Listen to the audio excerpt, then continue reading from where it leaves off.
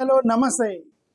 నిన్న పార్లమెంట్లో జరిగినటువంటి economic survey presentation Nirmala Sitharaman గారు, ఫైనాన్స్ మినిస్టర్ నిర్మలా సీతారామన్ గారు ఇచ్చిన ఎక్స్ట్రాడినరీ ఎక్సలెంట్ ఎకనామిక్ సర్వే మాట్లాడుతూ, ఎకనామిక్ సర్వేలో ఆమె చేసినటువంటి కొన్ని అక్కడక్కడ అంటే కొన్ని అనుమానాలు నెగిటివ్ మీద నేను ఒక ఇంగ్లీష్ వీడియో పెట్టాను నా ఇంగ్లీష్ ఛానల్లో, ప్రొఫెసర్ రమేష్ నేషనలిజం అనే ఛానల్లో. మీరు అక్కడికి వెళ్ళి చూడండి. మీకు ఆమె నేషనల్ వైడ్గా ఏం మాట్లాడింది అనేది ఆ ఇంగ్లీష్ ఛానల్లో పెట్టాను. ఓకే, సో ఇప్పుడు మన ఆంధ్రప్రదేశ్కి సంబంధించి కాబట్టి ఆంధ్రప్రదేశ్ విషయం గురించి మాట్లాడుతున్నా. ఆమె ఎకనామిక్ సర్వే గురించి మాట్లాడుతూ కొన్ని ప్లేసులు ఆంధ్రప్రదేశ్ని మెన్షన్ చేశారు నిర్మలా సీతారామన్ గారు. ఆంధ్రప్రదేశ్కి సంబంధించి ఎక్కడెక్కడ ఏమి మెన్షన్ చేశారు, ఎక్కడ తిట్టారు, ఎక్కడ పొగిడారు, దాని గురించి మనం మాట్లాడదాం. ఎకనామిక్ సర్వే 2026 పార్లమెంట్లో ప్రవేశపెట్టిన కేంద్ర మంత్రి నిర్మలా సీతారామన్ గారు ఆంధ్రప్రదేశ్ గురించి ఒక ప్రసంగం చేస్తూ ఒక మాట, డెఫిసిట్ రెవెన్యూ డెఫిసిట్లో 5th ప్లేస్లో ఉంది, టాప్ 10లో 5th ప్లేస్లో రెవెన్యూ డెఫిసిట్లో ఆంధ్రప్రదేశ్ ఉందని తిట్టినట్టు లెక్క. ఒక పెద్ద బూతు తిట్టినట్టు తిట్టారు. ఏమని? మీ ఆంధ్రప్రదేశ్కి అంటే మన ఆంధ్రప్రదేశ్ రెవెన్యూ డెఫిసిట్లో 5th ప్లేస్లో ఉంది, టాప్ 10లో. అంటే అర్థం ఏంటి?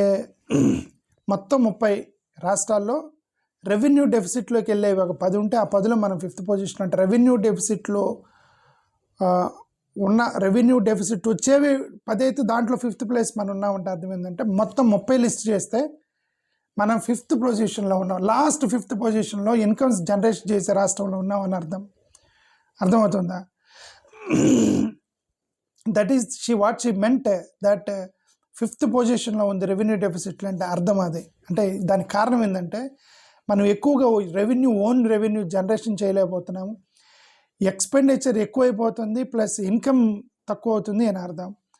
Out standing debt, fiscal deficit ఎక్కువగా పెరుగుటానికి కారణం ఏంటి అని అంటే మనం ఇన్కమ్ జనరేట్ చేసుకోకపోవటం, అప్పులు తీసుకొచ్చి రాష్ట్రం నడుపుతున్నామని ఇండైరెక్ట్గా నిర్మలా సీతారామన్ గారు ఆ యొక్క ఎకనామిక్ సర్వేలో చెప్పారు. Andhra Pradesh is 5th out of 10 in the revenue deficit. That's this claim she made yesterday in the parliament economic survey. ఇప్పుడు ఎందుకు రెవెన్యూ డెఫిసిట్ ఉంది మనకి? కేంద్రం యొక్క బాధ్యత ఏంటి? ఒక రాష్ట్రాల్లో రెవెన్యూ డెఫిసిట్ వచ్చి అప్పుల్లో కూరుకుపోతున్నప్పుడు కేంద్ర ప్రభుత్వం సాయం చేయాలి కదా. ఎందుకు సాయం చేయలేకపోయింది ఆ కేంద్ర ప్రభుత్వం? ఎందుకంటే కొన్ని స్కీమ్స్ పెట్టారు వాళ్ళు. ఈ స్కీమ్స్ పెట్టినప్పుడు ఈ స్కీమ్స్ వల్ల మాకు నష్టం జరుగుతుందని ఆంధ్రప్రదేశ్లో ఉన్నటువంటి పొలిటికల్ పార్టీలు కేంద్ర ప్రభుత్వాన్ని ఒప్పించడంలో, ప్రశ్నించడంలో విఫలమయ్యారు. ఎందుకంటే పొలిటికల్ పార్టీలన్నీ వాళ్ళకి సపోర్ట్గా ఉండటం ప్రధానమైన కారణం. దాంట్లో షేర్ ఆఫ్ సెంట్రల్ ట్యాక్స్ అనే దాన్ని వాళ్ళు share of central tax devolved ఒక స్కీమ్, ఒక రూల్ పెట్టారనమాట. ఆ రూల్ పెట్టడం వల్ల అన్ని రాష్ట్రాల్లో వచ్చినటువంటి షేర్ పడిపోయింది. దాంతోపాటు ఆంధ్రప్రదేశ్కి సంబంధించిన షేర్ కూడా పడిపోయింది. మనకి ఆటోమేటిక్గా వచ్చేటువంటి షేర్ ఏదైతే ఉందో కేంద్ర ప్రభుత్వానికి అది తగ్గిపోయింది. అది తగ్గిపోయినప్పుడు ఏమన్నా మీరు ఇలాంటి నిర్ణయాలు తీసుకుంటే ఆల్రెడీ అప్పుల్లో కూరుతున్న మా రాష్ట్రానికి అన్యాయం జరుగుతుందని పొలిటికల్ పార్టీలు ఎవరు అక్కడ కేంద్రాన్ని ప్రశ్నించలేదు. అది నేను చెప్పదలుచుకున్నా. ఓకే, రెవెన్యూ డెఫిసిట్ గ్రాంట్స్ అనేవి సంవత్సరానికి తగ్గుతూ వస్తున్నాయి. 1.18 ట్రిలియన్ రూపాయలు. అఫ్కోర్స్ మనం ఆంధ్రప్రదేశ్ రూపాయల గురించి అన్న. ఓకే, 1.18 ట్రిలియన్ రూపాయలు జనరల్గా వాళ్ళు మనకి హెల్ప్ చేస్తారు. దాన్ని సంవత్సరం తగ్గించుకుంటూ వస్తున్నారు.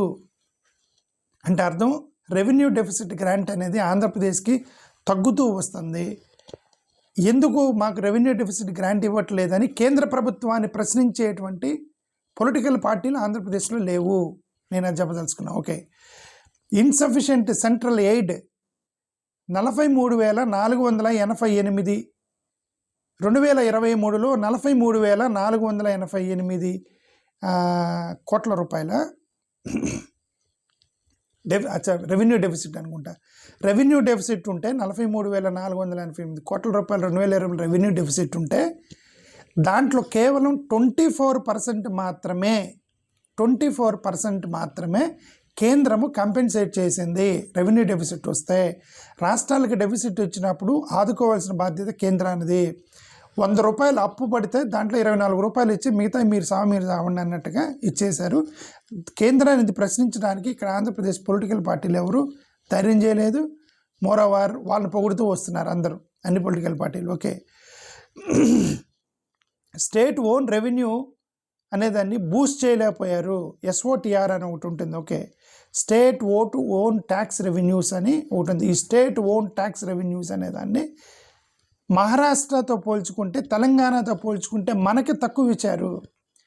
మహారాష్ట్ర తెలంగాణతో పోల్చుకుంటే కేంద్ర ప్రభుత్వం they are giving less amount to us. ఇన్ని ప్రాబ్లమ్స్ ఉన్నాయి కాబట్టి నిర్మలా సీతారామన్ గారు నేను చెప్పింది 5th position, revenue డెఫిసిట్లో 5th position ఉంది ఆంధ్రప్రదేశ్ అని చెప్పడం ప్రారంభించింది నిర్మలా సీతారామన్ గారు. ఓకే, ఇప్పుడు జిఎస్టీ కాంపెన్సేషన్ స్కీమ్ 2022ని ఎత్తేసారు, దాన్ని ఎండ్ చేసేసారు. దాన్ని టూ మెనీ కండిషన్స్ పెట్టారు. ఏమైనా గ్రాంట్ కావాలంటే సెంట్రల్ గవర్నమెంట్ గ్రాంట్ కావాలంటే టూ మెనీ కండిషన్స్ పెట్టారు రాష్ట్రాలకి.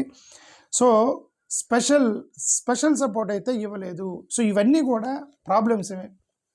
ఇన్ని ప్రాబ్లమ్స్ వల్ల కేంద్ర ప్రభుత్వం ఇచ్చినటువంటి ఇన్ని రిస్ట్రిక్షన్స్ వల్ల రెవెన్యూ డెఫిసిట్ గ్రాంట్ ఇవ్వకపోవటం, టూ మెనీ కండిషన్స్ పెట్టడం, ఇన్సఫిషియెంట్ సెంట్రల్ ఎయిడ్ ఇవ్వటం, ప్రాజెక్టులు సరిగా ఇవ్వకపోవటం. అఫ్కోర్స్ వాళ్ళు కూడా నష్టాలు, వాళ్ళు కూడా అప్పులు రన్ అవుతుంది కేంద్రం. అదే ఇప్పుడు వీళ్ళూరుగా చెబుతున్నట్టు ఎకనామిక్ సర్వేలో ఎక్స్ట్రాడినరీగా ఉంది అనేది వీళ్ళకి వాళ్ళు పేపర్ మీద చెబుతున్నారు తప్ప అంత గ్రేట్గా ఏం లేదని నేను చెప్పడానికి ట్రై చేస్తున్నాను. ఓకే, సో ఇప్పుడు ఆంధ్రప్రదేశ్కి సంబంధించి ఇది ఈ 5th డెఫిసిట్, రెవెన్యూ డెఫిసిట్లో 5th అని చెప్పి మనం తిట్టారు నిన్న.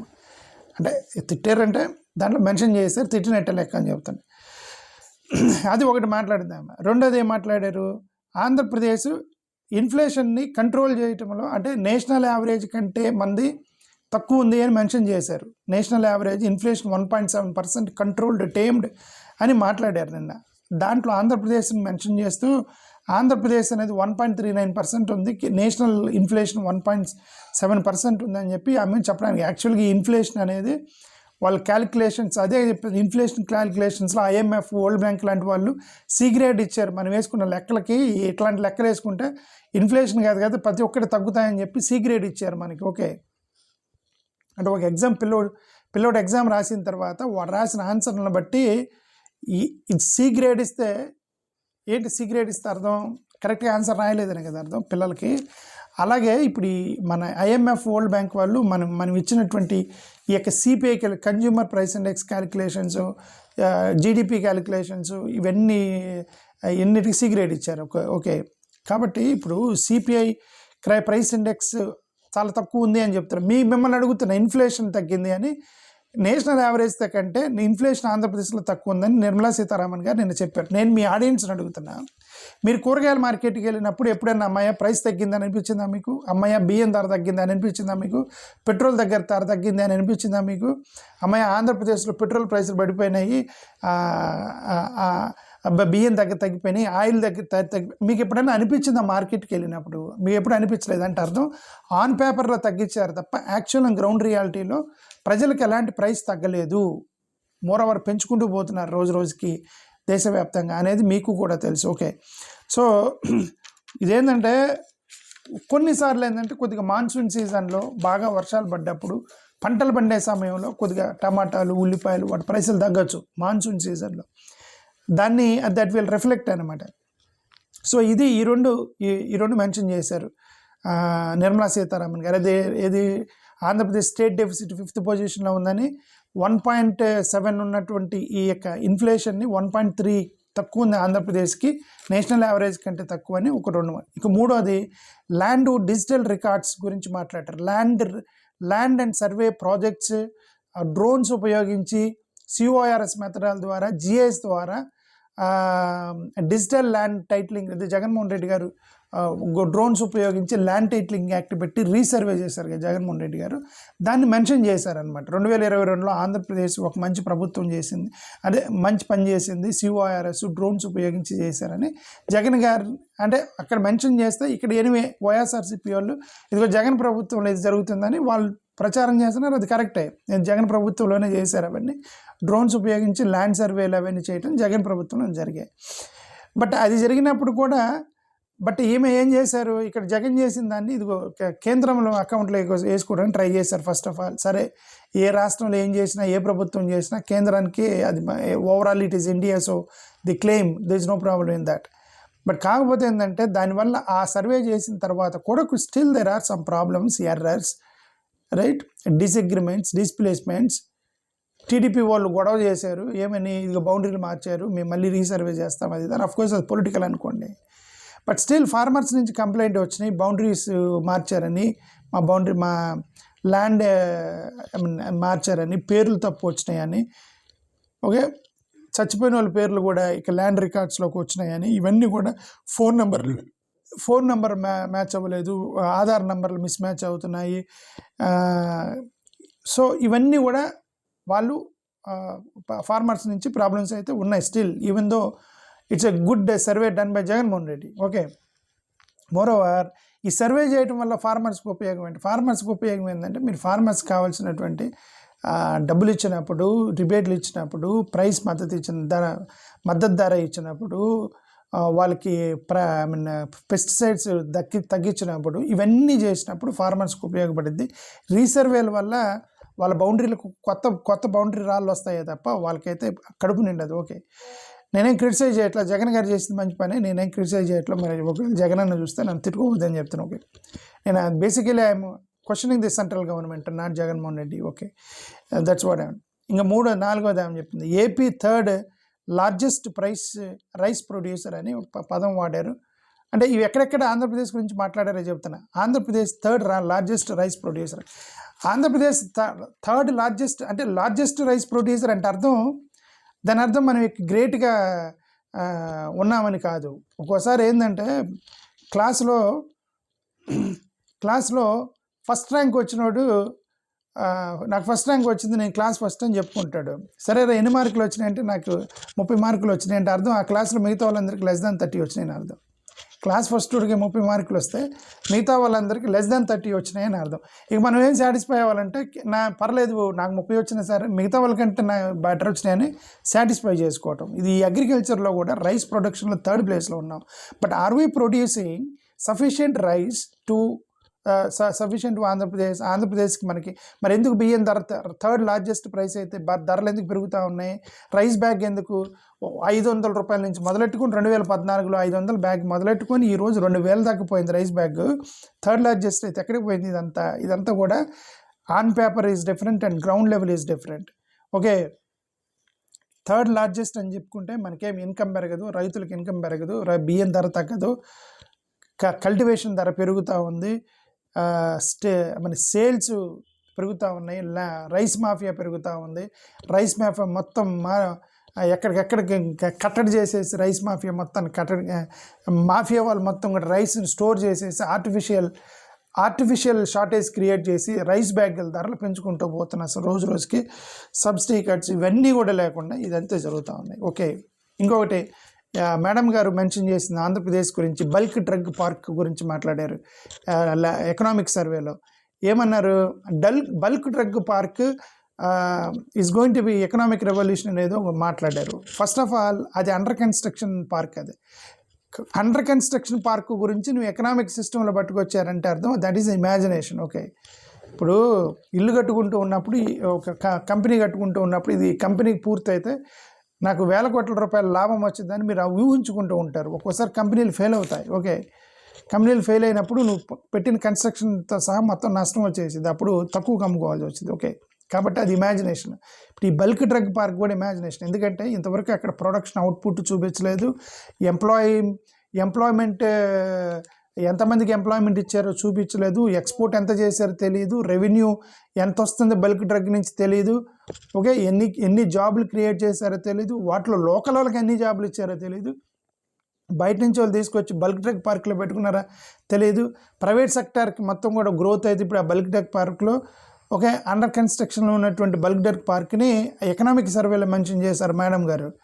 ఓకే, దానికి ఖర్చు ఎంత పెడతారు, తర్వాత లాభం ఎంత వచ్చేది, ఇవన్నీ కూడా ఎన్విరాన్మెంటల్ ప్రాబ్లమ్స్ ఏంటి, ఆ చుట్టుపక్కల వాళ్ళు గొడవ చేస్తున్నారు బల్క్ డ్రగ్ పార్క్కి సంబంధించి.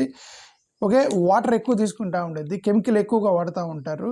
ఇన్ని ప్రాబ్లమ్స్ ఉన్నప్పుడు ఆ ప్రాజెక్ట్ పూర్తయిన తర్వాత అది ఎకనామిక్ ఉపయోగపడిద్దా నష్టపడిద్దా అనేది తర్వాత ఇప్పుడు ఎనివే ఇప్పుడు ఎకనామిక్ సర్వే అంటేనే మొత్తం ఎస్టిమేషన్ ఓకే షివర్ని ఎస్టిమేషన్ ప్రొజెక్టెడ్ మొత్తం కూడా వేశారు అది అన్నీ కూడా ఆన్ పేపర్ గురించి మాట్లాడుతున్నాయి ఎన్విరాన్మెంటల్ రిఫార్మ్స్ గురించి మాట్లాడారు ఆంధ్రప్రదేశ్లోకి ఎన్విరాన్మెంటల్ రిఫార్మ్స్ గురించి మాట్లాడారు అంటే చాలా స్పీడ్గా అప్రూవ్ చేస్తారు ఎన్విరాన్మెంటల్గా డెసిషన్ తీసుకున్నారు ఆంధ్రప్రదేశ్ చూడండి speed approval doesn't mean that it is revolution sometimes speed approval leads to corruption డబ్బులు తీసుకొని తొందరగా చేసాడు అనుకో మేము చాలా స్పీడ్గా చేస్తున్నాం అనుకోదండి accurate perfect and speed approval is most important అక్కడ కొద్దిగా ఏముంది కొద్దిగా ఒక 10 రూపాయలు ఇస్తే ముందు చేయమంటే మరి that also comes in to the speed approval okay అవన్నీ కూడా చేస్తున్నారు లేదా అనేది కొద్దిగా చూసుకోవాలి నేను I'm only talking about negative aspect నేను ఆల్రెడీ చెప్పాను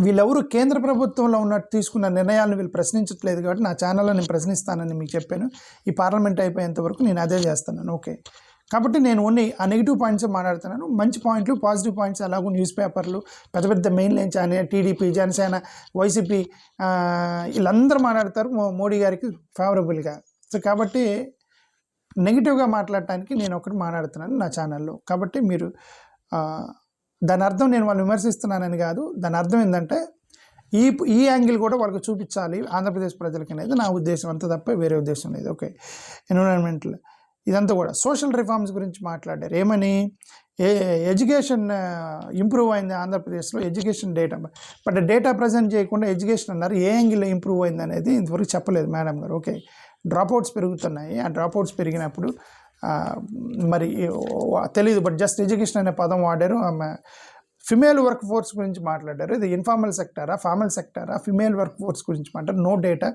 జస్ట్ షీ క్లెయిమ్డ్ ఇంకా ఇంటర్నేషనల్ స్టూడెంట్స్ గ్రోత్ గురించి కూడా మెన్షన్ చేశారు ఆమె ఎకనామిక్ సర్వేలో ఆంధ్రప్రదేశ్ గురించి ఇంటర్నేషనల్ స్టూడెంట్స్ పెరుగుతున్నారంటే విదేశీ విద్య చదువుకునే వాళ్ళు టక్కన పడిపోయింది ఆంధ్రప్రదేశ్లో విదేశీ విద్య ద్వారా విదేశాలకు వెళ్ళిన వాళ్ళు but she mention international students growth అంటే ఫారెన్ స్టూడెంట్స్ ఆంధ్రప్రదేశ్ వచ్చి చదువుకుంటున్నారు అని చెప్పడం మరి గవర్నమెంట్ కాలేజీలకు వచ్చి చదువుకుంటున్నారా ఎకనామిక్స్ ఇప్పుడు నిర్మలా సీతారామన్ గారు ఇంటర్నేషనల్ స్టూడెంట్స్ గ్రోత్ పెరుగుతుంది ఆంధ్రప్రదేశ్ అంటే గవర్నమెంట్ కాలేజీలో చదువుకున్నారా లేదా ప్రైవేట్ కాలేజీలో చదువుకుంటున్నారా right that also it matters సరే ఎనివే ఇది మెన్షన్ చేసింది ఫైనాన్స్ మినిస్టర్ ఎక్కడెక్కడ ఆంధ్రప్రదేశ్ గురించి మెన్షన్ చేశారో నేను ఎకనామిక్ సర్వేలో వాటి విషయాలు చెప్పాను నా యాంగిల్లో చెప్పాను థ్యాంక్ యూ నమస్కారం